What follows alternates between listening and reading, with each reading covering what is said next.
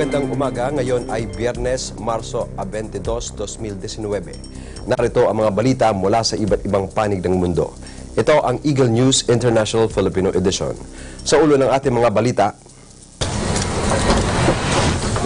New Zealand, ipinagbabawal na ang pagkakaroon ng assault weapons bilang tugon sa nangyaring massacre sa Christchurch. The issue of registration, 51 bata na iligtas ng mga pulis matapos i-hostage at silaban ng driver ang isang school bus sa Italy. Isang chemical plant sa Eastern China niyanig ng pagsabog bilang ng mga casualty inalampan ng mga otoridad. Ilang bahagi ng US Midwest matinding binaha, 3 katao na ang naitalang nasawi.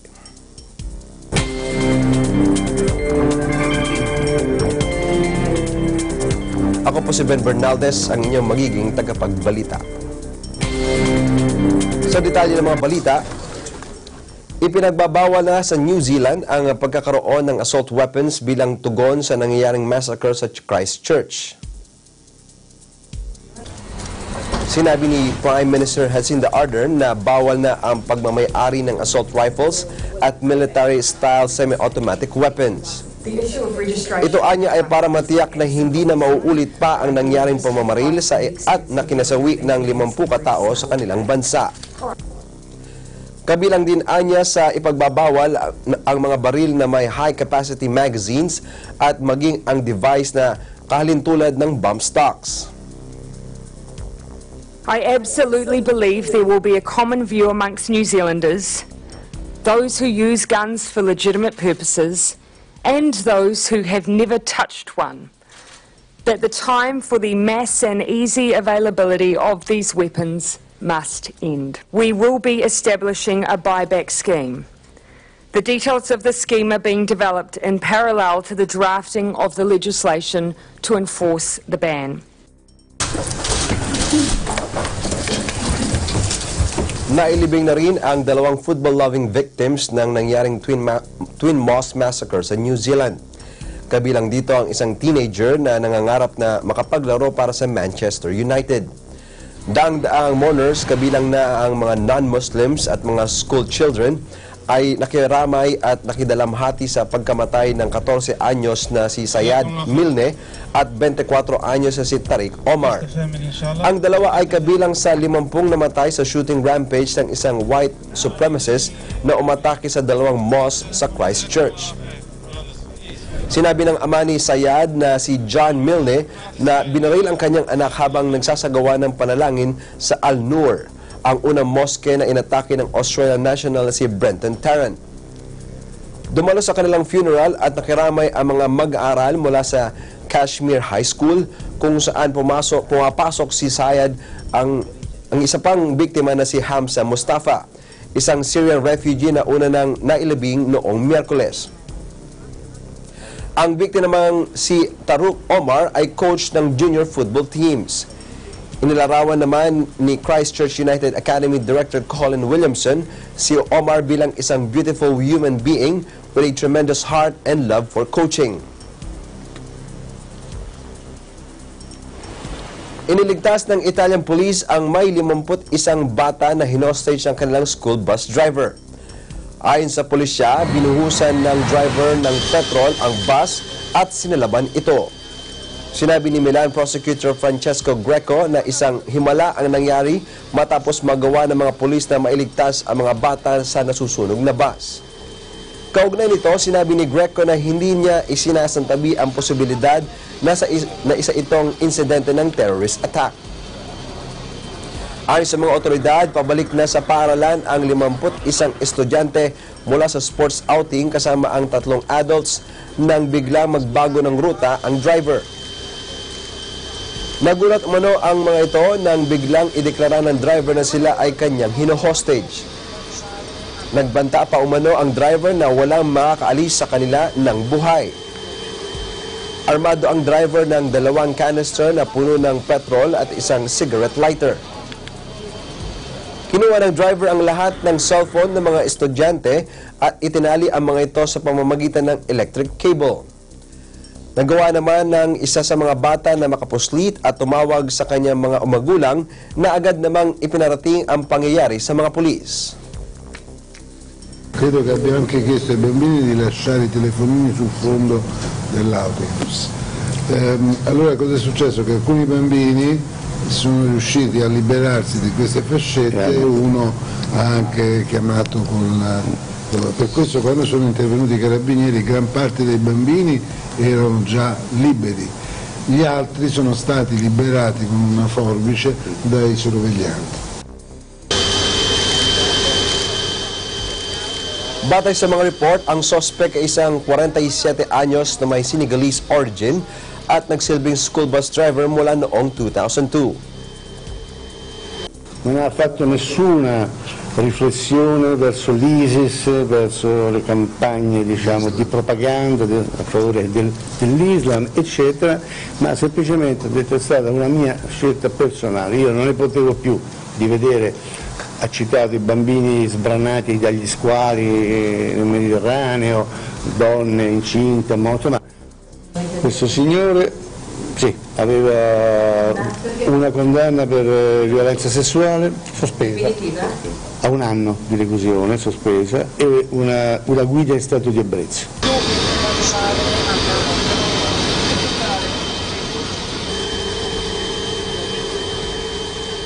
Niyanig ng pagsabog ang isang chemical plant sa Eastern China. Ayon sa mga otoridad, nangyari ang pagsabog sa chemical facility na pinatatakbo ng Tianjia Chemical sa Yangcheng, Jiangsu Province. Hindi pa matiyak ng mga opisyal sa lungsod ang bilang ng mga casualty. Batay sa video footage na inilabas ng state-run Beijing News, makikita ang isang malakas na pagsabog at pagkasunog ng itaas na bahagi ng chemical plant. Noong buwan ng Nobyembre, isang truck na naglululan ng combustible chemicals ang sumabog sa entrance ng isang chemical factory sa Northern Chinese City na nakatakdang mag-host ng 2022 Winter Olympics. 23 katao ang namatay at 22 ang nasugatan sa nangyaring pagsabog. Samantala, 19 naman ang namatay at 12 naman ang nasugatan sa isa pang pagsabog sa isang chemical plant sa Southwest Sichuan Province noong Hulyo ng nakalipas na taon. Magugunit ang 165 katao naman ang nasawi sa pagsabog sa isang container storage facility sa Northern Port City ng Tianjin noong 2015.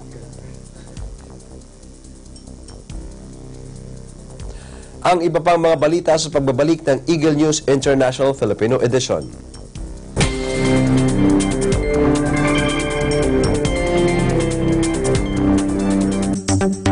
Mga isyong panlipunan. Mga isyong pampolitika. Tatalakayin, lilinawin, kasama ang mga batikang komentarista. Jenso Bartiaga. Para nila yung deklaradong asset ng isang tao, certain politician, kung gaano kalaki ang ginagastos nila. At Nelson Lubao. Ayon kay isang medical anthropologist na si Elisa Sobo, dumadami po ang mga tao ngayon na hindi na nagtitiwala sa bakuna. Sa kanang mamamayan, Lunes hanggang Biyernes, alas 8 hanggang alas 9 ng umaga.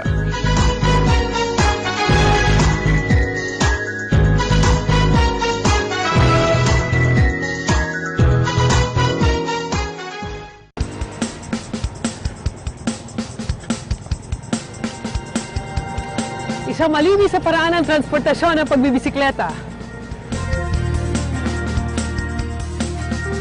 Bukod sa wala itong ibinubugang emisyon gaya ng mga sasakyan, maliit din lang ang inuukupan nitong espasyo.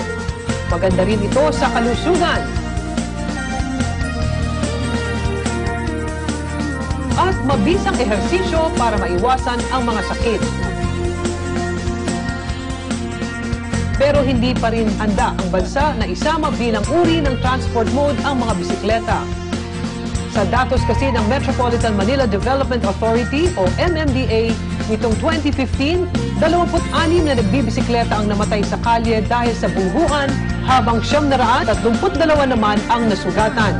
Kaya naman dapat ding pagtuunan ng pansin ang paglikha ng bike lanes para mas maging ligtas ang pagbibisikleta. Bilang isang alternatibong transportasyon, malaki ang may tutulong ng pagbibisikleta hindi lamang sa ating kalusugan, kundi maging sa ating kapaligiran. Ako si Mylene Mariano Rivera, kaisa sa pagsusulong ng paggamit ng bisikleta at paglikha pa ng mga bike lanes sa bansa.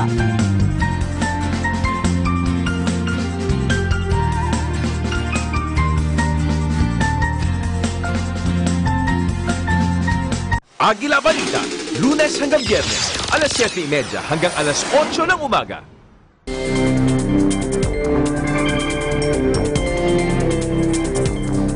Pumayag na ang European Union na palawigin ang Brexit, subalit sa isang kondisyon. Sinabi ni EU Council President Donald Tusk na papayag lamang sila sa extension ng Brexit ng hanggang Hunyo at 30 kapag ito ay suportado ng members of Parliament. Nauna rito, sumulat si British Prime Minister Theresa May sa EU para hilingin ang pagpapalawig ng Brexit deadline. Naniniwala naman si Tusk na ang kabuang 27 EU members ay tutugon kapag aprobado na ang Brexit deadline extension ng mga miyembro ng House of Commons. May tugon naman si British Prime Minister Theresa May sa mga pahayag ni EU Council President Tusk. It is high time we made a decision.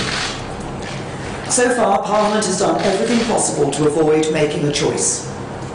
Motion after motion and amendment after amendment has been tabled without Parliament ever deciding what it wants. All MPs have been willing to say is what they do not want. I passionately hope MPs will find a way to back the deal I've negotiated with the EU. But I am not prepared to delay Brexit. Nagbabala ang European Commission na magdudulot ng serious legal at political risk kapag ipinagpaliban ang Brexit.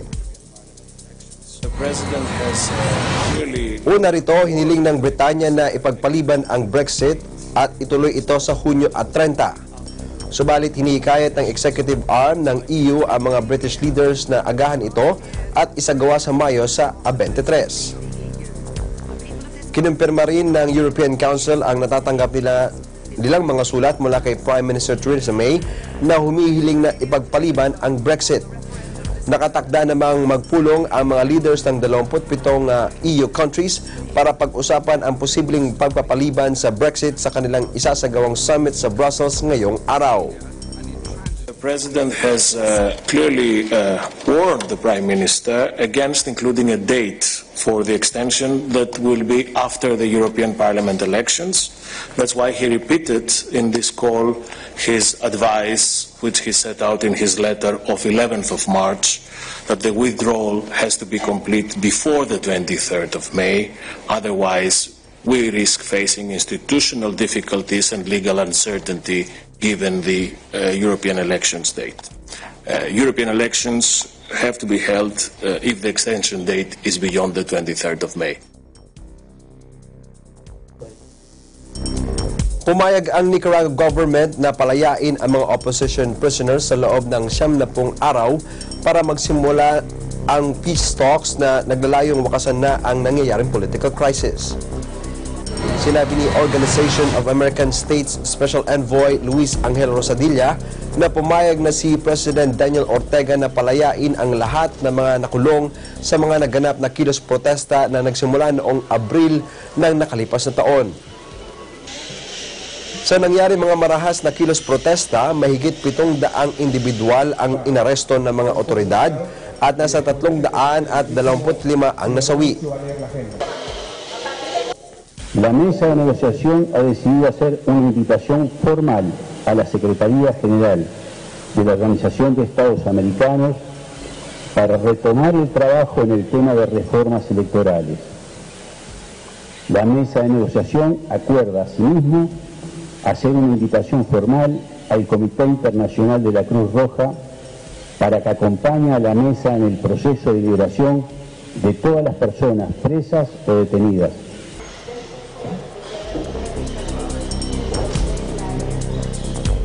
Tala kasama sa pinagkasunduan ang pag-alis sa ipinatupad na sanctions ng Estados Unidos at ng European Union laban sa gobyerno ni Ortega. Hindi naman malinaw kung ilan sa mga bilang ang palalayain. Sinabi ng Civic Alliance for Justice and Democracy na itutuloy lamang nila ang usapang pangkapayapaan hanggat hindi napapalaya ang lahat ng political prisoners. Nakatakda namang i-monitor ng International Committee of the Red Cross ang pagpapalaya sa mga bilanggo.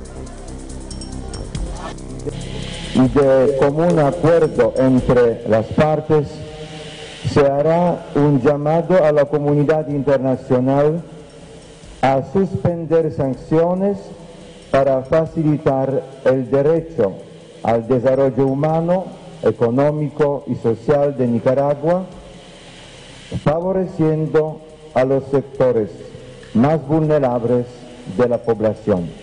Las partes acuerdan desarrollar a lo inmediato y de manera simultánea los temas de liberación de todas las personas presas y detenidas y de la democracia y reformas electorales.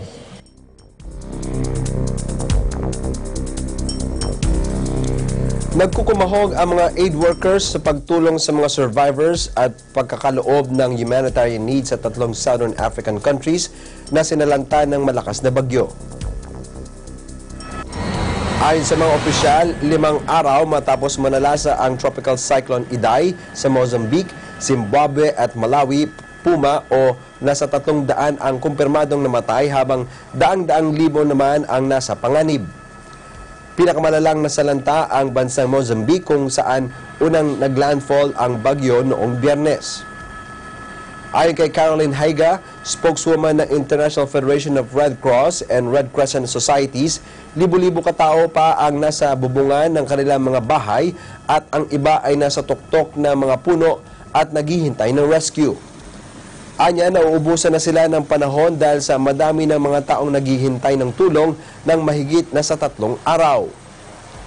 Inuunaan niya nilang bigyan ng tulong ang mga bata, mga buntis at mga nasugatan. Sinabi naman ni Mozambican President Felipe Nyusi na nasa 202 ang namatay sa kanilang bansa at mahigit sa 350,000 katao ang nangangailangan ng tulong. Sa Zimbabwe naman, namamalagi sa 100 ang death toll, subalit inaasahang umanong tataas pa ito hanggang 300. Sa Malawi naman, nasa 1 milyong katao ang naapektuhan ng bagyo at mahigit sa 80,000 katao ang lumikas sa kanilang mga tahanan. Casa, não tem casa, todas as casas já estão mal, mesmo bem estragadas, nem sítio de viver não temos, nem comida, nem nada, não temos quase, está tudo mal, desorganizado. Aqui morreram algumas pessoas, né? Aqui estamos um pouco normal. Lá, do outro lado, lá no Buzi, sei lá o que, está assim mal porque todos estão na água. Então nós aqui em casa, estamos fora mesmo, fora, não, fome tudo, não tem nada, milhos estão lá na Machama, não conseguimos nenhuma coisa sequer.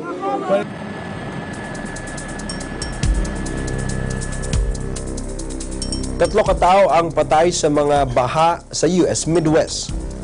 Maraming residente ang nawala ng bahay bukod sa apektado ang kanilang hanapbuhay. Kabilang sa mga lugar na labis na napinsala ay ang Nebraska kung saan nasa 54 na syudad ang naglabas ng kanilang emergency declaration. Gayon din ang Fremont kung saan nasa 25,000 ang apektado ng malawakang pagbaha at hindi pa nabibigyan ng tulong. Bunsod nito, itinuturing ni Nebraska Governor Pete Rickett na ito ang pinakamalalang baha na naranasan sa Nebraska.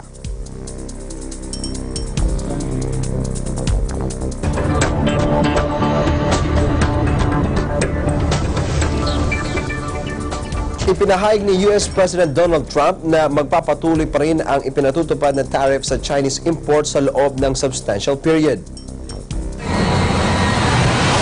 Ito ang inanunsyo ni Trump 1 linggo bago simulan ng mga US at Chinese officials ang bagong rounds ng trade talks sa Beijing.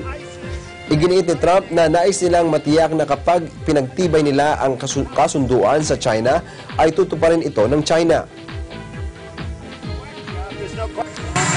No, we're not talking about removing them. We're talking about leaving them and for a substantial period of time because we have to make sure that if we do the deal with China, that China lives by the deal. I say the European Union has been as tough on the United States as China, just not as much money involved. We'll see what happens. We'll see whether or not they negotiate a deal. Samantala, nagpahayag naman ang China ng kanilang kahandaang dagdagan ang pagbili ng American commodities katulad ng energy at soybeans. Subalit, sinabi ng mga analyst na nag-aalinlangan ang mga ito na susunod ang China sa mga demands ng Amerika.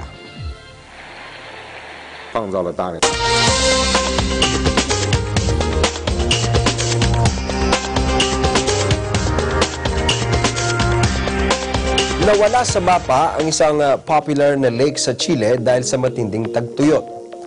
Makikita na lamang ngayon sa sikat na Lake Aculeo sa Santiago, Chile ang mga buto ng namatay na baka at kabayo na dating nakikitang kumakain ng damo sa paligid ng lawa. Panoorin natin ito.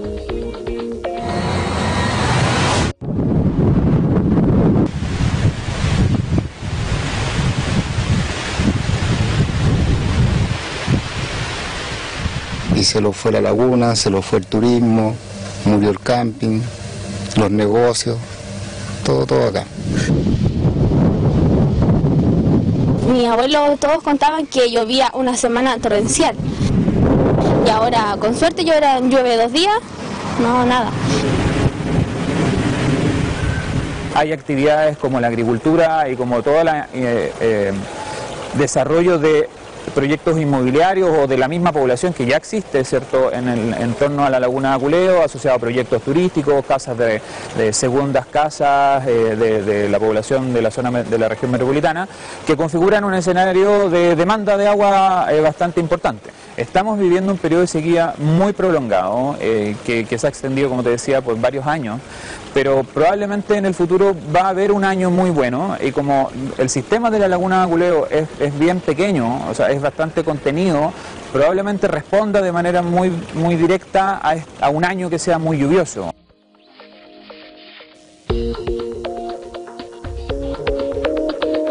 Hayag na hayag umano ang pagkakaiba ng mga mayayaman at mahihirap sa tinaguriang world's most polluted megacity na Delhi. Ang mga mayayaman ay kumakain sa mga swanky places na may vertical gardens at filtered air. Pero ang mga mahihirap namang mamamayan ay sa mga roadside lamang kumakain. Tunghayan natin ito.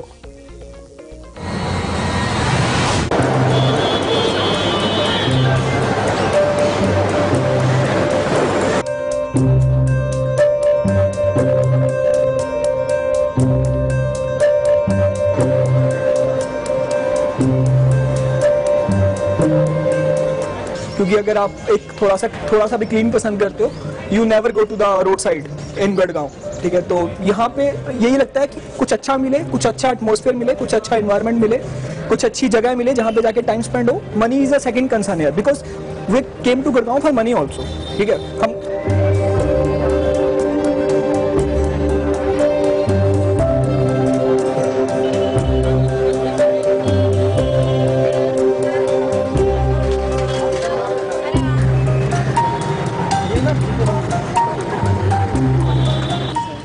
यही मतलब हम लोग इतना नहीं कर पाते, एफर्ट नहीं कर पाते हैं, तो दैट्स वाई हमें यहाँ खाना खाना पड़ता है mostly.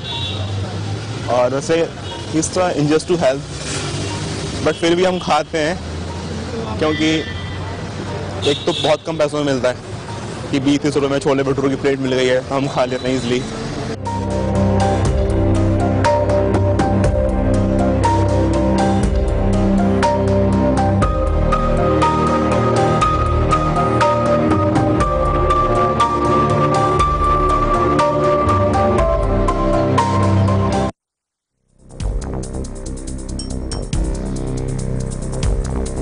At yan ang kabuuan ng mga balita mula sa iba't ibang bansa. Ito ang Eagle News International Filipino Edition. Sa pangalan ng mga bubuo sa Eagle News Service, ako po si Ben Bernaldez, and I'm 125. Susunod na ang Agila Balita.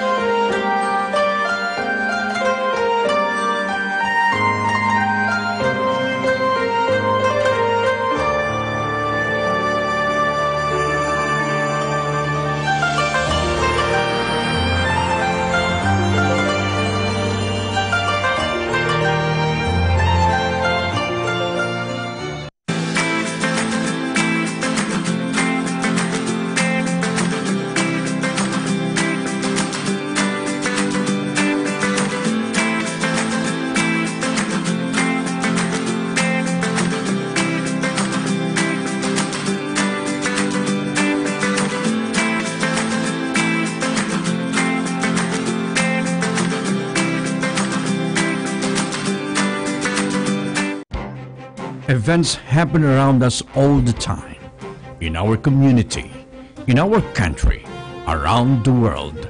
Events that affect people, move communities, or simply inspire us. Interesting